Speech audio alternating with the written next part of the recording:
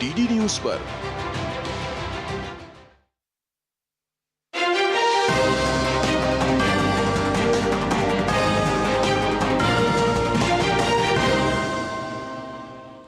नमस्कार, सांकेतिक भाषा के इस विशेष बुलेटिन में आप सभी का स्वागत है। मैं हूं ऋतु वर्मा, मेरे साथी शरद मुदगल।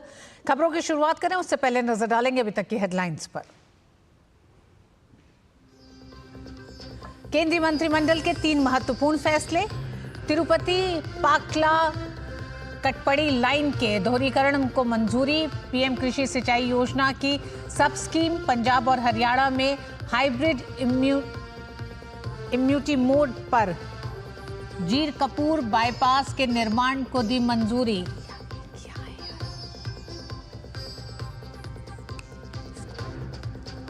स्लोवाकिया दौरे पर राष्ट्रपति द्रौपदी मुर्मू ने प्रतिनिधि स्तर की वार्ता में लिया भाग। दोनों देशों के बीच कई समझौता ज्ञापनों का आदान प्रदान। एमएसएमई क्षेत्रों में सहयोग बढ़ाने पर जोर।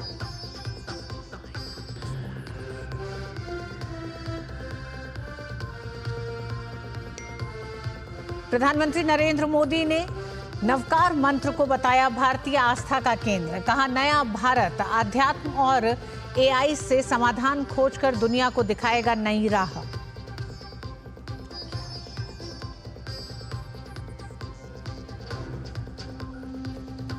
मुंबई आतंकी हमले के आरोपी तहव्वुर राणा के भारत प्रत्यर्पण की तैयारी शुरू।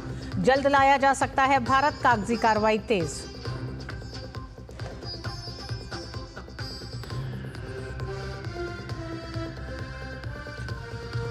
और इंडियन प्रीमियर लीग में गुजरात टाइटंस का मुकाबला राजस्थान रॉयल्स से। दोनों टीम के बीच ये मुकाबला अहमदाबाद के नरेंद्र मोदी स्टेडियम में शाम 7:30 बजे खेला जाएगा।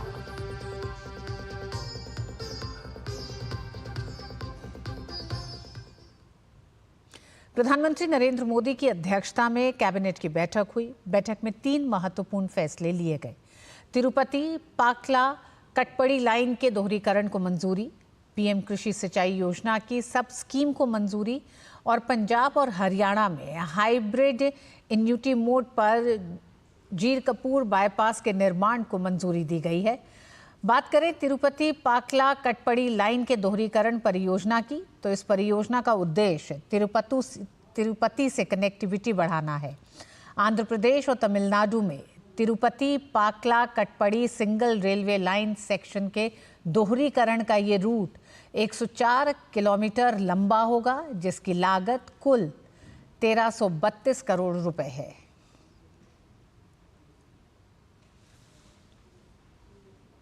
ये प्रोजेक्ट आज माननीय प्रधानमंत्री जी ने अप्रूव किया। तिरुपति से काटपड़ी की डबलिंग 1332 करोड़ रुपीस का प्रोजेक्ट है। ये प्रोजेक्ट में 17 मेजर ब्रिजेस हैं और 327 माइनर ब्रिजेस हैं। 7 फ्लाईओवर्स हैं, 30 अंडरपासेस हैं और 104 किलोमीटर की रूट लेंथ है। काफी सारा इस डबलिंग से बहुत सारा जो रोड पे जा रहा था ट्रैफिक, वो ट्रेन की रेल की तरफ शिफ्ट होएगा और शिफ्टिंग से करीब 20 crore kilogram carbon dioxide save करेंगे, जिससे करीब 1 करोड़ पेड़ लगाने के बराबर ये कार्बन डाइऑक्साइड का सेविंग है। 1 करोड़ ट्रीज लगाने के बराबर ये कार्बन डाइऑक्साइड की सेविंग है। 4 करोड़ लीटर डीजल इससे बचेगा और ट्रांसपोर्टेशन के मॉडल शिफ्ट से 450 करोड़ के आसपास साल के एवरी ईयर आफ्टर ईयर देश की लॉजिस्टिक्स कॉस्ट में कमी आएगी।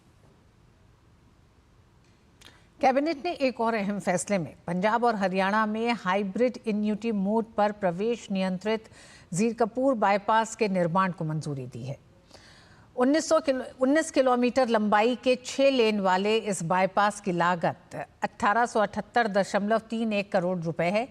जीरकपुर बाईपास जीरकपुर में NH7 के जंक्शन से शुरू होकर हरियाणा के पंचकुला में NH5 जीरकपुर परवाड़ू जंक्शन पर समाप्त होता है। इस तरह ये बाईपास पंजाब में जीरकपुर और हरियाणा में पंचकुला में भारी ट्रैफिक से राहत दिलाता है। इस परियोजना का प्राथमिक उद्देश्य पटियाला, दिल्ली, मोहाली एरोसिटी से यातायात को हटाकर हिमाचल प्रदेश को सीधा संपर्क प्रदान करके जीरकपुर, पंचकुला और आसपास के क्षेत्रों में भीड़-भाड़ को कम करना है। पूरे चंडीगढ़, जीरकपुर, पंचकुला को लेके एक रिंग रोड जैसा कॉन्सेप्ट बना है। उसका ये पहला प्रोजेक्ट है जो कि 6 लेन जीरकपुर बाईपास प्रोजेक्ट है। 1878 करोड़ रुपीस का है। करीब 19 किलोमीटर्स का है, 19.2 किलोमीटर्स। और इसको पीपीपी में हाइब्रिड एन्युइटी मोड पे बनाया जाएगा। इस प्रोजेक्ट का एक और बेनिफिट मिलेगा, हिमाचल का जो ट्रैफिक है उस ट्रैफिक को इमीडिएटली ये प्रोजेक्ट माने शहर के अंदर जाने के बजाय बाईपास से ही आप हिमाचल की तरफ जा सकते हो। एक और अहम फैसला किसानों से जुड़ा है। कैबिनेट ने 2025-2026 की अवधि के लिए प्रधानमंत्री कृषि सिंचाई योजना की उप योजना को मंजूरी दी है। परियोजना के माध्यम से सिंचाई के पानी का बेहतर तरीके से इस्तेमाल होगा। 1600 करोड़ रुपए की लागत की योजना 80,000 किसानों से शुरू होगी। इस योजना का उद्देश्य सिंचाई जल आपूर्ति नेटवर्क का आधुनिकीकरण करना है ताकि मौजूदा नहरों या अन्य स्रोतों से सिंचाई जल की आपूर्ति की जा सके। जल प्रबंधन के लिए SCADA इंटरनेट ऑफ थिंग्स तकनीक का उपयोग किया जाएगा। इससे कृषि उत्पादकता बढ़ेगी और किसानों की आय में वृद्धि होगी। थर्ड, एक बहुत इंपॉर्टेंट आज फैसला लिया गया। पीएम कृषि सिंचाई योजना का सब स्कीम है वो अप्रूव की गई है और ये पायलट प्रोजेक्ट्स हैं। इसलिए ये एक 78 पायलट प्रोजेक्ट्स हैं जो डिफरेंट स्टेट से आए हैं। उनको लेके ये सब स्कीम बनी है 1600 करोड़ रुपीस की। एक तरीके से एक साइंटिफिक AI का यूज करके, IoT का यूज करके, सेंसर्स इतने तरह के हैं, स्काडा यूज करके, इन सब का यूज करके, जियो स्पेशियल डेटा यूज करके, सैटेलाइट से जो स्टडी हो रही है वो देख के, कैमराज से देख के, क्रॉप की क्या कंडीशन है वो देख के, इन सब को अगर ढंग से करें तो क्रॉप यील्ड भी इंप्रूव होगी और वाटर का यूज भी कम होगा। भारत और स्लोवाकिया के बीच एक समझौता ज्ञापन का आदान प्रदान हुआ है। दोनों देशों ने MSME क्षेत्र में सहयोग बढ़ाने के लिए एक समझौता ज्ञापन पर हस्ताक्षर किए। इस अवसर पर स्लोवाकिया के राष्ट्रपति ने कहा कि भारत का स्लोवाक लोगों पर बहुत गहरा आध्यात्मिक और सांस्कृतिक प्रभाव है। उन्होंने ये भी कहा कि भारत डिजिटलीकरण, व्यापार और प्रौद्योगिकी के क्षेत्र में एक प्रेरणा स्रोत है। स्लोवाकिया के राष्ट्रपति ने राष्ट्रपति द्रौपदी मुर्मू को सामाजिक न्याय और महिला अधिकारों के महान समर्थक के रूप में सम्मानित किया। उन्होंने भारत को दुनिया की सबसे बड़ी लोकतांत्रिक अर्थव्यवस्थाओं में से एक बताया। पेलेग्रिनी के साथ मेरे रचनात्मक बैठक हुई।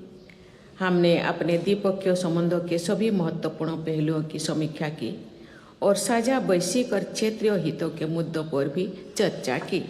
मैंने हमारे देशों के बीच संबंधों को मजबूत करने की दिशा में उनकी व्यक्तिगत पहल और प्रतिबद्धता को भी सराहना की है। हमने व्यापार और निवेश, विज्ञान और प्रौद्योगिकी, रक्षा, डिजिटल टेक्नोलॉजी, माइग्रेशन और मोबिलिटी, अंतरिक्ष, परमाणु सहयोग, संस्कृति और सभी क्षेत्रों को शामिल करते हुए अपने दीर्घकालीन द्विपक्षीय संबंधों को और मजबूत करने और लोगों से लोगों के बीच संपर्कों को और बढ़ावा देने का संकल्प किया। राष्ट्रपति द्रौपदी मुर्मू ने स्लोवाकिया का धन्यवाद करते हुए कहा कि जब संघर्ष शुरू हुआ तब स्लोवाकिया ने भारत के छात्रों को यूक्रेन से निकालने में सहायता की थी। राष्ट्रपति मुर्मू ने यह भी कहा कि द्विपक्षीय संबंधों में व्यापार, विज्ञान, डिजिटल प्रौद्योगिकी, प्रवासन, गतिशीलता और अंतरिक्ष क्षेत्र में सहयोग पर महत्वपूर्ण चर्चा की गई। हमारे दोनों देश अंतर्राष्ट्रीय मंचों पर एक दूसरे का समर्थन करते हैं, जो हमारी गहरे दोस्ती को दर्शाता है। हमारे व्यापार संबंध फल फूल रहे हैं और हाल के वर्षों में हमारे व्यापार और निवेश में उल्लेखनीय वृद्धि हुई है। मैं इस अवसर पर यूक्रेन से भारतीय छात्रों को निकालने का दौरान स्लोवाक के लिए अटूट समर्थन के लिए धन्यवाद व्यक्त करना चाहूँगी। भारत स्लोवाकिया के सहयोग और उदारता को सदैव याद रखेगा, जो सच्चे साझेदारी और मित्रों के रूप में हमारे संबंध को मजबूत करेगा। और बुलेटिन में वक्त एक छोटे से ब्रेक का। जब धरती चीर कर निकलता है लोहे का पत्थर और मिलता है मोंगिया के जोश से, फिर तपता है, पिघलता है और बनता है फौलाद। अब होता है सरिया सारी खूबियों के साथ। मोंगिया स्टील, मजबूत देश का मजबूत सरिया। जो लक्ष्य चुना था समझ आने लगा है। GLA यूनिवर्सिटी, उच्च लक्ष्य की निश्चित प्राप्ति। दिल्ली के विज्ञान भवन में विश्व नवकार महामंत्र दिवस के मौके पर प्रधानमंत्री नरेंद्र मोदी ने शिरकत की। नवकार महामंत्र के सामूहिक जाप में हिस्सा लिया। नवकार दिवस आध्यात्मिक सद्भाव और नैतिक चेतना का एक महत्वपूर्ण उत्सव है, जो जैन धर्म में सबसे अधिक पवित्र माना जाता है। प्रधानमंत्री ने कहा, नवकार मंत्र आस्था का केंद्र है, जीवन का मूल है। ये स्वयं से समाधि और जन से जग की यात्रा है। ये इंसान को शुद्ध करता है और सौहार्द की राह दिखाता है। प्रधानमंत्री ने कहा कि नवकार का दर्शन विकसित भारत से जुड़ता है। नवकार महामंत्र का ये दर्शन विकसित भारत के विजन से जुड़ता है। मैंने लाल किले से कहा है, विकसित भारत यानी विकास भी, विरासत भी। एक ऐसा भारत जो रुकेगा नहीं, ऐसा भारत जो थमेगा नहीं, जो ऊंचाई छुएगा लेकिन अपनी जड़ों से नहीं कटेगा। विकसित भारत अपनी संस्कृति पर गर्व करेगा। इसलिए हम अपने तीर्थंकरों की शिक्षाओं को सहेजते हैं। जैन धर्म की शिक्षाओं को प्रधानमंत्री ने भारत की पहचान बताया। उन्होंने कहा कि जैन धर्म लोकतंत्र को भी दिशा दिखाता है। प्रधानमंत्री ने कहा कि मौजूदा सरकार जैन धर्म की शिक्षाओं, सिद्धांतों और ग्रंथों को सहेजने व नई पीढ़ी तक पहुंचाने के लिए काम कर रही है। इसके लिए बजट में विशेष रूप से ज्ञान भारत मिशन की घोषणा की गई है। हमारे देश में सैकड़ों साल पुरानी जैन पांडुलिपियां, मैन्युस्क्रिप्ट्स हैं। हर पन्ना इतिहास का दर्पण है, ज्ञान का सागर है। समया धम्म मुदा हरे मुनि, समता में ही धर्म है। जो स्वयं जह बेसिज जा, तेणो भवई बंधुगो। जो ज्ञान का गलत इस्तेमाल करता है वो नष्ट हो जाता है। कामो कसायो खवे जो, सो मुनि पावक कम जो। जो काम और कसायों को जीत लेता है वही सच्चा मुनि है। दुर्भाग्य से अनेक अहम ग्रंथ धीरे धीरे लुप्त हो रहे थे। इसलिए हम ज्ञान भारत मिशन शुरू करने जा रहे हैं। इस वर्ष बजट में इसकी घोषणा की गई है। देश में करोड़ों पांडुलिपियों का सर्वे कराने की तैयारी इसमें हो रही है। प्राचीन धरोहरों को डिजिटल करके हम प्राचीनता को आधुनिकता से जोड़ेंगे। ये बजट में बहुत महत्वपूर्ण घोषणा थी। मुंबई आतंकी हमले के आरोपी तहव्वुर राणा को अमेरिका से जल्द ही भारत प्रत्यर्पित किया जा सकता है। भारत से जुड़े सूत्रों के मुताबिक भारत से जांच एजेंसियों की टीम अमेरिका पहुंच गई है। टीम अमेरिकी अधिकारियों के साथ सभी कागजी कार्रवाई और कानूनी औपचारिकताएं पूरी करने में जुटी है। सूत्रों के मुताबिक बहुत अधिक संभावना है कि तहव्वुर राणा को 1 या 2 दिन में जल्द ही प्रत्यर्पित किया जा सकता है। राणा की प्रत्यर्पण प्रक्रिया पर काम चल रहा है। सूत्रों के अनुसार दिल्ली लाने पर उसे सबसे पहले NIA की हिरासत में रखा जाएगा। उसके बाद दिल्ली की तिहाड़ या मुंबई की आर्थर रोड जेल में रखा जाएगा। गृह मंत्रालय भी पूरी स्थिति पर नजर रखे हुए है।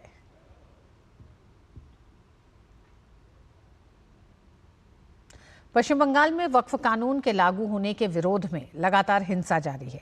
राज्य की मुख्यमंत्री ममता बनर्जी लगातार दोहरा रही हैं कि वह बंगाल में वक्फ कानून लागू नहीं होने देंगी। ममता बनर्जी का कहना है कि जब तक दीदी है आपका रक्षा करेगी। आप लोगों को दिल में दुख हुआ है वक्फ प्रॉपर्टी के लेके, आप भरोसा रखिए बंगाल में ऐसा कुछ नहीं होगा जिसमें कोई डिवाइड एंड रूल होगा। Please remember when Didi is here, Didi will protect you and your property. Mamata Banerjee के इस बयान पर केंद्रीय मंत्री सुकांता मजूमदार ने हमला बोला है। उन्होंने ममता बनर्जी पर तुष्टीकरण का आरोप लगाते हुए एक्स पर लिखा है कि दीदी आपकी रक्षा करेगी।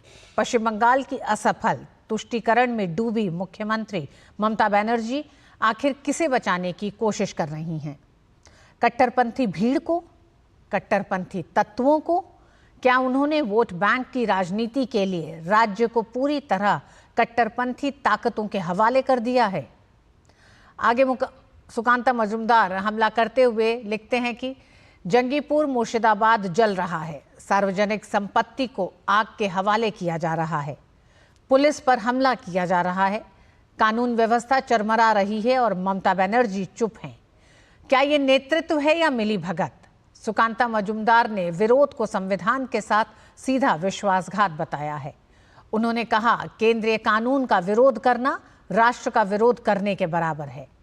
मजूमदार ने लिखा है कि सत्ता में बने रहने के लिए बंगाल को अराजकता में धकेल रही हैं ममता बनर्जी।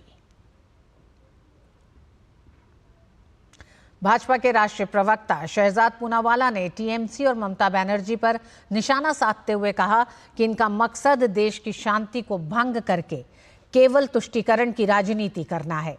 इतना ही नहीं, ममता बनर्जी संविधान का उल्लंघन करने वालों का हमेशा बचाव करती हैं।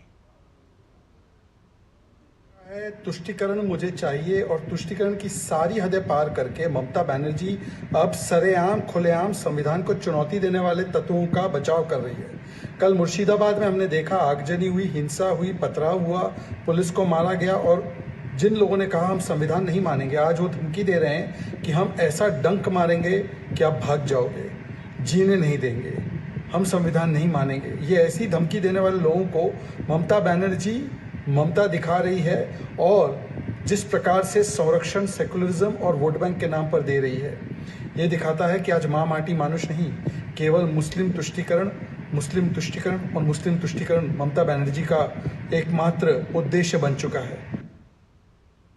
देश भर में वक्फ संशोधन कानून लागू होने के विरोध में पश्चिम बंगाल के मुर्शिदाबाद के जंगीपुर में हिंसा भड़क उठी। इस दौरान उपद्रवियों ने कई पुलिस वाहनों में भी आग लगा दी। हिंसा के बाद स्थिति पर काबू पाने के लिए इलाके में धारा 163 लागू कर दी गई है। साथ ही इलाके में 10 अप्रैल तक इंटरनेट सेवा भी बंद कर दी गई है। दरअसल पश्चिम बंगाल का मुर्शिदाबाद वह क्षेत्र है जहां 66% मुसलमान हैं, इसलिए यहां वक्फ संशोधन बिल का सबसे अधिक विरोध हो रहा है। उपद्रवियों के हौसले इतने बुलंद हैं कि हिंसा को रोकने गई पुलिस पर भी उग्र प्रदर्शनकारियों ने हमला कर उनकी गाड़ियों को तोड़ दिया और उसे आग के हवाले कर दिया।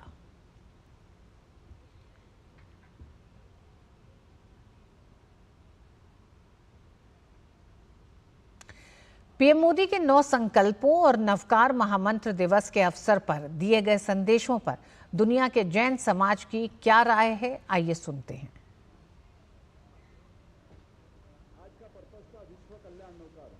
तो ये बात मैं आप सबको तहे दिल से धन्यवाद देना चाहता हूँ। और प्रधानमंत्री जब बोलते हैं ना तो लोग मुक्त होकर सुनते रहते हैं। उन कोई भी सब्जेक्ट ले लो, लेकिन प्रधानमंत्री दिल से बोलते हैं। तो आज हम सब मिलकर जैन समाज पूरा प्रधानमंत्री को दिल से धन्यवाद देता है कि आप हमारे जीतो नौकार डे में आए। प्रधानमंत्री जी हमारे साथ खुद जुड़े थे विश्व नौकार महामंत्र दिवस के सेलिब्रेशन के लिए। उन्होंने युवाओं को मद्देनजर रखते हुए एक बहुत ही बड़ा सुंदर सा मैसेज दिया है। सबको सस्टेनेबिलिटी की ओर बढ़ना है, सबको वोकल फॉर लोकल की ओर बढ़ना है, कैसे हम विकसित भारत की ओर बढ़े और जैन तत्व उस विकसित भारत में कैसे हम इम्प्लीमेंट कर सकते हैं, इसको लेके जो प्रधानमंत्री जी ने हम सबको संबोधित किया है, मुझे नहीं लगता है कि आज से पहले ऐसा ऐतिहासिक क्षण पूरे जैन समाज में हुआ है। उन्होंने जो 9 नियम बताए हैं, उन 9 नियमों को और अनेकांतवाद को यदि हमने अपने जीवन में अपना लिया तो हमारा जीवन सार्थक हो जाएगा, हम एक प्रकाश स्तंभ बन जाएंगे। जीवनदायिनी यमुना भारत के जीवंत इतिहास का हिस्सा रही है। वेदों, पुराणों और महाभारत में इन नदियों के तट पर यहाँ का इतिहास पला बढ़ा है। इसके घाट ऐतिहासिक हैं, कई जीवंत कथाओं के स्रोत हैं। वहीं यमुना आज करहा रही है, शहर के नालों और प्रदूषित कचरों से सिसक रही है। सरकारें आती हैं, यमुना एक्शन प्लान बनाती हैं, पैसे खर्च होते हैं, लेकिन यमुना की स्थिति नहीं बदलती। लेकिन दिल्ली की नई सरकार एक्शन मोड में है, यमुना को जीवंत बनाने, पुरानी धाराओं में लौटाने के लिए प्रतिबद्ध है। यमुना की सफाई और एक्शन प्लान तैयार करने के लिए दिल्ली के विवेकानंद फाउंडेशन में द्रौपदी लिगेसी स्वयंसेवी संस्था ने यमुना संरक्षण पर कार्यक्रम का आयोजन किया। आयोजन में नदी संरक्षण से जुड़े विशेषज्ञों ने हिस्सा लिया। साथ ही दिल्ली सरकार की तरफ से भी विशेषज्ञों की राय जानने के लिए टीम मौजूद रही। रिसोर्सेज तो चाहिए और एक पॉलिसी भी चाहिए, और एक पॉलिसी रैशनल पॉलिसी होनी चाहिए, और वो पॉलिसी ऐसी होनी चाहिए जो कि साइंटिफिक तथ्यों के ऊपर निर्धारित हो। और इस पॉलिसी के इम्प्लीमेंटेशन में पूरे लोग जो हैं, जो दिल्ली के, उनको जुड़ना चाहिए। जब तक लोग नहीं इन चीज़ों के जुड़ेंगे, यमुना जो है वो इस समय उसका रिवाइव नहीं कर सकते। कार्यक्रम में हिस्सा लेते हुए भाजपा प्रवक्ता शहजाद पूनावाला ने यमुना में गिरते नालों और यमुना नदी में खत्म होते ऑक्सीजन पर चिंता जाहिर की। साथ ही सरकार की तरफ से यमुना नदी को निर्मल बनाने के लिए किए गए एक्शन प्लान की चर्चा की। उम्मीद जताई कि अगले 3 से 4 सालों में यमुना नदी को स्वच्छ बनाने के लिए दिल्ली सरकार प्रतिबद्ध दिखती है। आज जो यमुना जी का स्ट्रेच है, जो दिल्ली में बहता है, हरियाणा से आते दिल्ली में बहता है और फिर आगे बढ़ता है, उसमें जो पोल्यूशन लेवल्स है वो घातक है, खतरनाक है। और इसको सुधारने के लिए कई सारे बड़े कदम उठाने होंगे। सूएज को पानी से अलग करने का, जिस पर ऑलरेडी अब सरकार ने कदम उठाए हैं, चाहे वो एसटीपी हो, डीएसटीपी को लेकर हो, रिवर बेड और ड्रेनेज की क्लीनिंग करने का। और बात खेल की, इंडियन प्रीमियर लीग सीजन 18 का 23वां मुकाबला आज शुभमन गिल की कप्तानी वाली गुजरात टाइटंस और संजू सैमसन की कप्तानी वाली राजस्थान रॉयल्स के बीच होगा। दोनों टीम के बीच ये मुकाबला अहमदाबाद के नरेंद्र मोदी स्टेडियम में शाम 7:30 बजे खेला जाएगा। मेजबान टीम गुजरात टाइटंस वर्तमान में 4 मैचों में 3 जीत के साथ आईपीएल 2025 अंक तालिका में दूसरे स्थान पर है। वहीं आईपीएल में अपनी धीमी शुरुआत के बाद राजस्थान रॉयल्स ने टूर्नामेंट में वापसी की है। गुजरात बनाम राजस्थान के हेड टू हेड रिकॉर्ड के अनुसार दोनों टीमें अब तक आईपीएल में 6 मैचों में एक दूसरे से भिड़ चुकी हैं, जिसमें गुजरात ने 5 जीत के साथ राजस्थान पर बढ़त हासिल की है। दूसरी ओर 2008 की चैंपियंस राजस्थान रॉयल्स की टीम केवल एक ही मैच जीत पाई है। गुजरात और राजस्थान ने अहमदाबाद के नरेंद्र मोदी स्टेडियम में 2 मैच खेले हैं, जिसमें 2022 आईपीएल संस्करण का फाइनल भी शामिल है, जिसे गुजरात टाइटंस ने आसानी से जीत लिया था। नरेंद्र मोदी स्टेडियम में दोनों टीम के बीच दूसरी भिड़ंत 2023 में आईपीएल लीग के 16वें संस्करण के दौरान हुई थी, जिसमें राजस्थान रॉयल्स ने 3 विकेट से जीत हासिल की थी। कुल मिलाकर दोनों टीम के बीच आज का मुकाबला काफी रोमांचक होने की उम्मीद है। और इस बुलेटिन में आज बस इतना ही। मुझे और शरद को दीजिए अनुमति। नमस्कार।